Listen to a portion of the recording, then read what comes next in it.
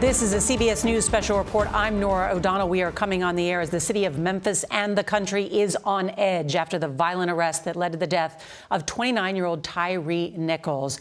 Just today, the 5 now former Memphis officers involved were charged with second-degree murder, kidnapping, and other charges. As you can see, we are waiting to hear from the Shelby County, Tennessee District Attorney. He's going to give an update on the investigation. There is video of the traffic stop and it is expected to be released relatively soon. We're just learning that. Also, the Nichols family has seen that footage. The DA is saying today there are multiple sources of video from Nichols' first and second encounter with police. It is approximately an hour in length. Let's listen in now to that press conference. As you know, on January 7th, there was an encounter between 29-year-old Tyre Nichols and former MPD officers. Immediately upon learning about this, DA Mulroy, Shelby County District Attorney DA Mulroy, enlisted the assistance of the TBI to determine if excessive force had been used. And since then, the DA's office has worked with TBI, and we will continue to do so. Today, you will hear from DA Mulroy along with the director of TBI, David Rouse. And so I want to just make it very clear and ask for your understanding that this is still an ongoing investigation. And so for that reason, there are limits to some of the things and some of the questions that we can answer. So we ask for your understanding as it relates to that. And I will turn it over to DA Mulroy. And did I mention that we will take questions after, but they will, we have a really limited amount of time. So thank you. Thank you, Erica. Good afternoon, everybody. Thank you for coming. I'm joined today, as Ms. Williams has already said, with the director of the Tennessee Bureau of Investigation, David Roush, as well as Assistant Director Josh Melton. I'm also joined by other members of my staff, including Ernest Brooks, Ray Lapone, Gerald Scagan, but then also, most relevant for today, the trial team in the Tyre Nichols case, including Paul Hagerman and Tanisha Johnson. Another member of the trial team, Melanie Headley, is unavailable. We're here today because of a tragedy that wounds one family deeply, but also hurts us all: the death of Tyre Nichols.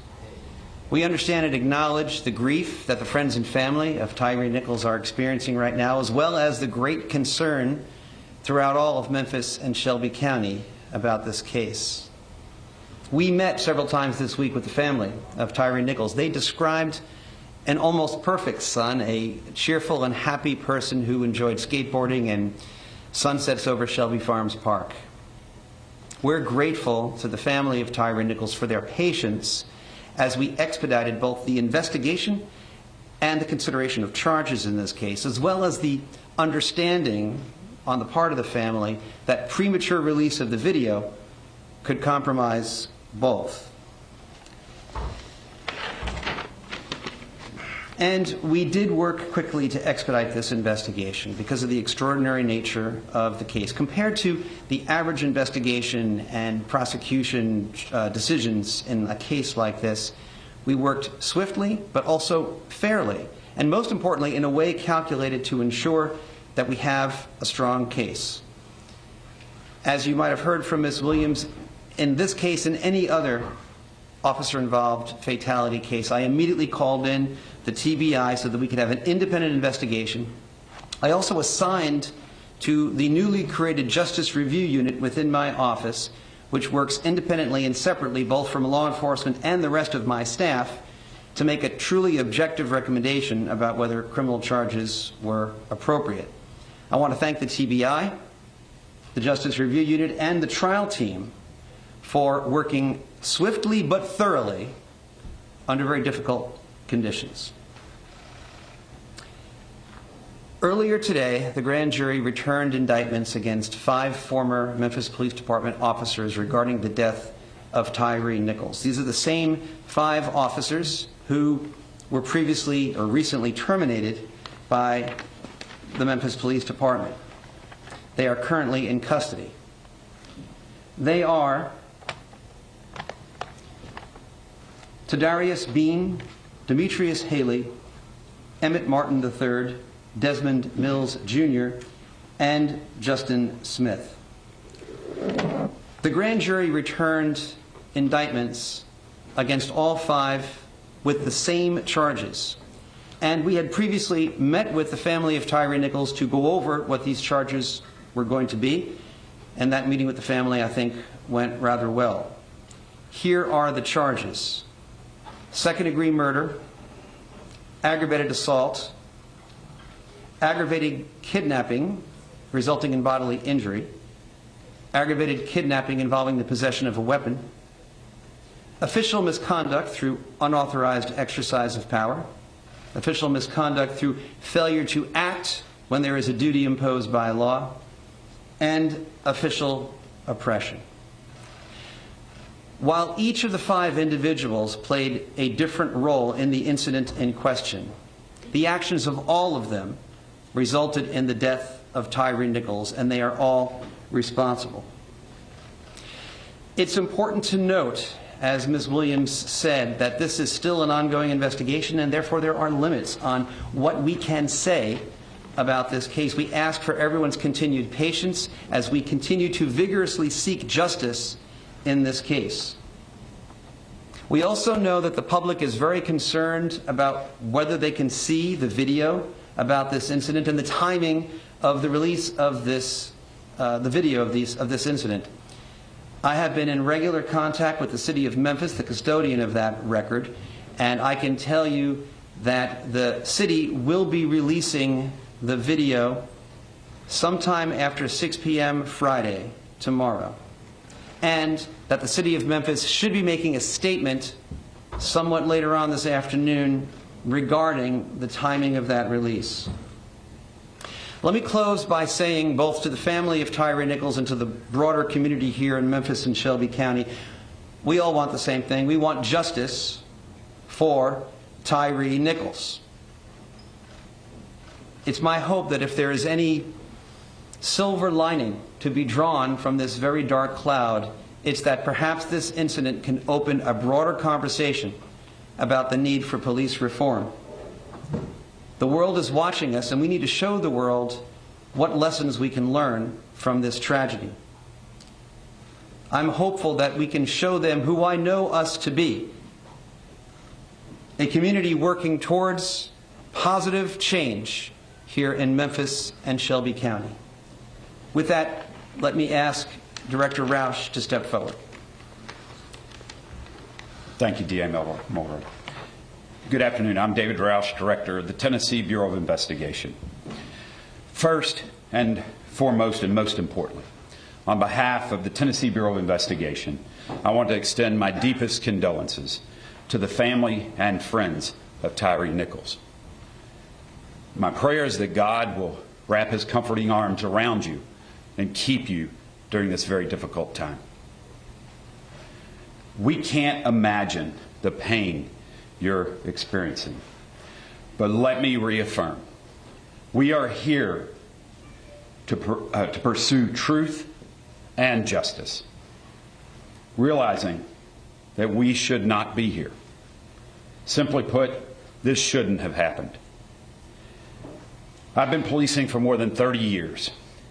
I've devoted my life to this profession, and I'm grieved. Frankly, I'm shocked.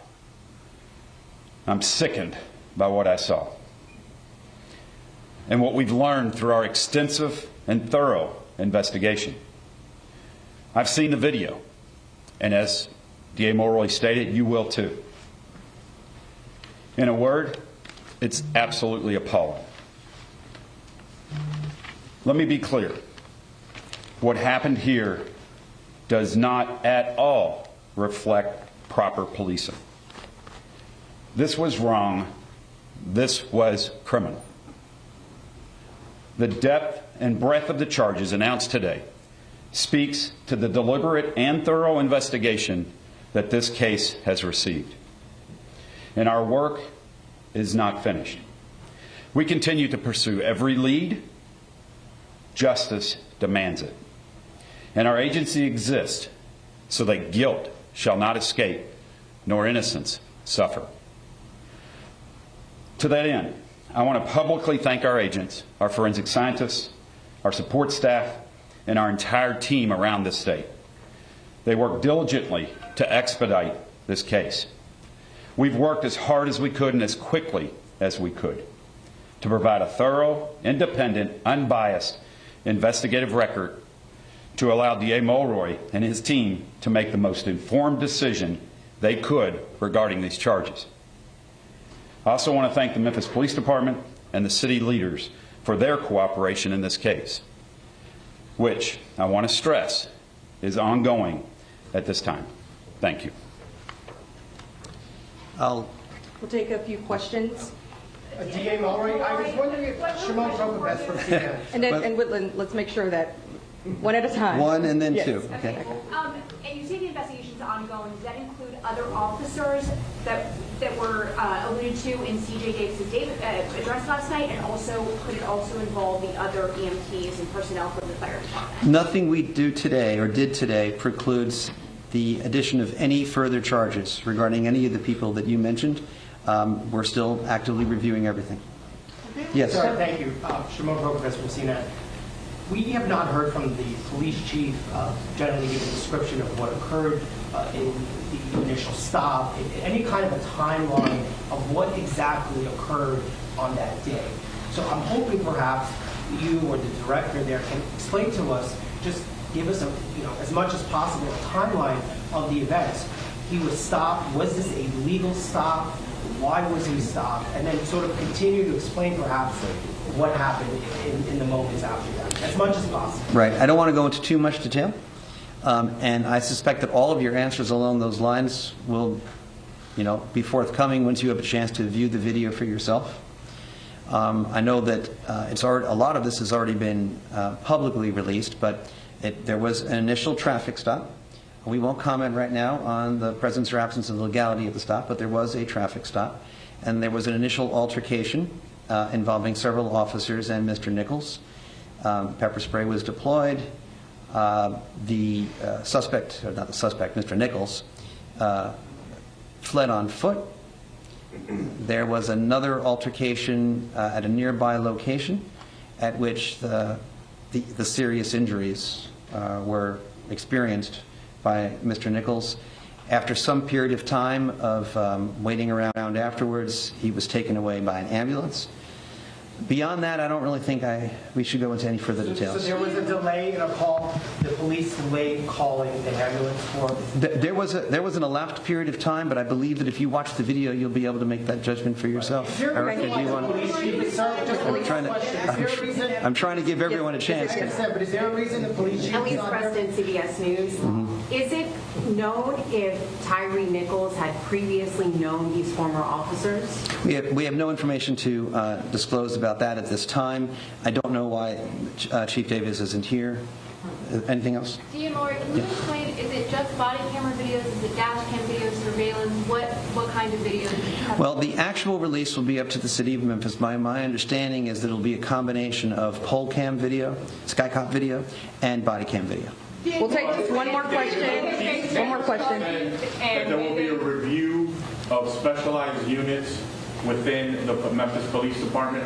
Two questions. First, were these officers member of the organized crime unit? And second, will your office be involved in that investigation? Well, so I've read in the newspaper that Chief Davis has announced a review of those specialized units. I think that's a good idea. I commend Chief Davis for doing that. I think Chief Davis is committed to, trying to do whatever she can to learn lessons from this incident. I don't contemplate that our office would be involved in that review. I think that's were they members of the organized crime unit? Scorpion. So I think it's already been reported publicly that the Scorpion unit was involved. Thank you. Is that it? That's it. Okay. I'm being told that's it. Thank you very much. Thank you. Thank you. DA Norah, can you please tell us the list of those aggravated kidnapping charges? To explain this? Yes, sir. All right. Well, I don't we've mind just doing that. heard explaining from- the laws, I don't think at all. Hold on just a moment. Let's listen back in. Yeah. So, all right. So, kidnapping is any unlawful confinement of another, which substantially restrains someone's liberty. At a certain point in the sequence of events, it is our view that this If it was a legal detention to begin with, it certainly became illegal at a certain point, and it was an unlawful detention. The aggravated nature of the charge is because if that kidnapping resulted in bodily injury, that's one grounds for saying that it is aggravated kidnapping. If the persons involved in that unlawful restraint of liberty possessed weapons, that is another ground for saying that the kidnapping was aggravated. Do you want me to explain the other charges as well? Or? Yes, okay. All right. Official misconduct is when any public official acting part of their official duties intentionally or knowingly acts in a way, exercises authority that is unauthorized by law. Right? So that's an affirmative statement, an affirmative act of official misconduct. At the same time, law enforcement officials who are on duty are also under an affirmative duty to prevent official misconduct and to accurately report information to any medical personnel that show up. And through inaction, when there is a duty imposed by law, that could also be a separate ground for charging official misconduct. Official oppression is a related statute. It's not exactly the same. There is some overlap, but it's not perfect overlap. But it is basically some sort of, by an official, knowing mistreatment in the course of carrying out their official duties. Aggravated assault, I think, is fairly obvious. And under the laws of Tennessee, second-degree murder is a knowing killing. All right. Thank you. How long the video will be redacted? Well, we have just learned that 5 former Memphis police officers today indicted, arrested, and charged with second-degree murder and a number of other charges that you just heard. They are members of the Scorpion Unit, which was put together to fight violent crime on the street. We heard from the director of the Tennessee Bureau of Investigation, David Roush, that they are there to pursue truth and justice, and that he was shocked and sickened by what he saw on these multiple videos that are expected to be released Friday at 6 p.m. The police chief in Memphis saying just last night that she expects that the community will feel outrage. They are bracing for protests. Make no doubt about it. Let's bring in our senior investigative correspondent, Catherine Herridge. And Catherine, these are serious charges. Yes. Also heard them lay out that they were all charged with the same crimes, all 5 of them. And then in the words of one of the officials, their actions of all of them resulted in the death of Tyre Nichols. That's right. And on top of that, we have an overlay, Norah, which is the launching of a federal civil rights investigation by the Justice Department as well as the FBI. They haven't told us what charges are under consideration, but the most similar or analogous case would be that of George Floyd and the officer Derek Chauvin. He pleaded guilty to violating George Floyd's constitutional rights, and that included the right to be free of excessive use of force by police officers, as well as that constitutional right to due process. Stand by, because Elise Preston has been covering this case, has been there all week, and just came out of that press conference. And Elise, very significant. Talk about that concern. Why did they choose Friday night at 6 p.m. to release this video, which we're told is about an hour in length, multiple different cameras, and is expected to provoke protests? Well, so we just heard from District Attorney Steve Mulroy, and he said that, one, with the video, the Memphis Police Department, they are the custodian of that video. So the video will be released by the police department, by the city. We do know that this video, they are still kind of working through investigations, right? We do know that with the officers being charged, that they have enough to go on right now to charge them with that.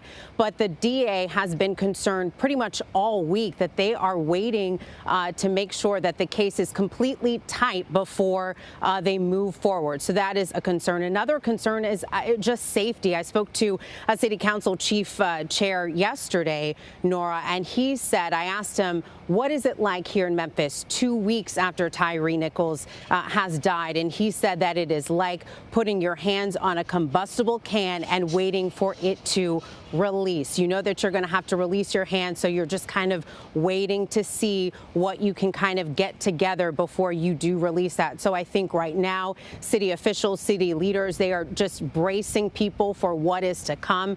You mentioned that video statement placed on Twitter last night about 10:30 here local time from the chief, and she told people that you are going to see things that are troubling. She called that video inhumane. She said that it was heinous. And so I think they right now are just trying to prepare the public, both here in Memphis and across the country, Nora. Yeah, I mean, some dire warnings ahead of this video release. We are learned today that these 5 former officers were part of a Scorpion unit, as it is called, a group of some 50 officers that was put together to fight violent street crime. The other thing that the district attorney, Steve Mulroy, saying today was that he met with the Nichols family before these charges were announced: second-degree murder, aggravated assault, aggravated kidnapping with a weapon. And he said that the family seemed good with these charges. I know you've spoken with the family. What have they said? So we have not been able to speak with the family just yet. We are waiting to speak with them in a few moments, but I can tell you that the family said that they were waiting for these charges to come, that would be justice for them, but the fight is not over. They want to see a conviction here. I can tell you, Nora, I spoke with the mother, and she is just, as you can imagine, shaken. When we were walking to our interview, she grabbed my hand. She was shaking. She was weak. She said, "I'm tired, but I have to keep going because I have to get justice for my son." Tyre Nichols was the youngest of her 4 kids, and so she is devastated, as you can imagine. Nora, I'd like to go back, though, to DA Mulroy, right? Because I just want to paint a little background on him contextually. He is a new DA here in Shelby County. He has been in office for about 5 months, and one of his campaign promises was a justice review unit. Mulroy is a former federal civil rights attorney. He was a Shelby County commissioner here in the area, and he has been very vocal for years about police reform and police misconduct. So with this justice review unit that he had campaigned on, part of their responsibility was to independently investigate police misconduct charges, Nora. So he is following through on that. Elise Preston, thank you. You have been doing incredible reporting on the ground there in Memphis. Let's bring in Ricky Kleeman, our CBS News legal analyst. Ricky, walk us through these very serious charges. Serious indeed, Nora. I think it's very important to start with the fact that reason for second-degree murder rather than first-degree murder, because people will be saying, well, why isn't it first-degree murder? First-degree murder has premeditation, whereas second-degree murder is intentional. And what you have here is the underlying factor of this aggravated assault that continued to continue. And under Tennessee law, that is the written law as well as case law, what we wind up with is the intent to inflict serious bodily injury from the aggravated assault. If it looks like what we expect this video to look like from every description we have been given, that it really does become intentional conduct. And if they are convicted of second-degree murder, you're dealing with a Class A felony that has a punishment of 15 to 60 years. Serious indeed. That's really the lifetime of any of these pleas if it goes toward the maximum. And what about, many people have been asking about that specific charge of aggravated kidnapping with a weapon. Explain that. Well, it's highly unusual because, of course, we think of police officers who detain a suspect, whether they are acting lawfully or unlawfully in the case of a beating, as is alleged here, that would not become criminal conduct, let alone a kidnapping, which is a false imprisonment. It's a detention.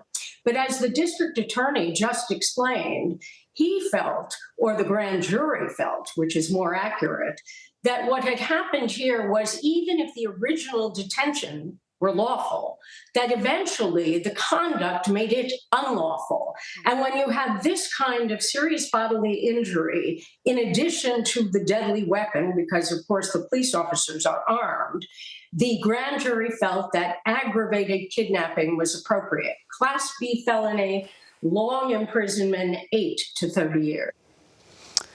All right, Ricky Kleeman, thank you for joining us. Just should note, too, this just in, a White House official saying the President of the United States has also been briefed on this Tyre Nichols case. There could be a statement coming shortly from the President as well. Concern about what happens on Friday night, 6 p.m. Central Time, when this approximately, we're told, hour-long video is released that includes not only body cam video from these police officers, but apparently some stationary video as well that is expected, in the words of the police chief there, expected to provoke outrage. Our coverage will continue on CBS News Streaming, your local news, and we will have a full wrap-up tonight on the CBS Evening News. This has been a CBS News special report. I'm Norah O'Donnell in Washington.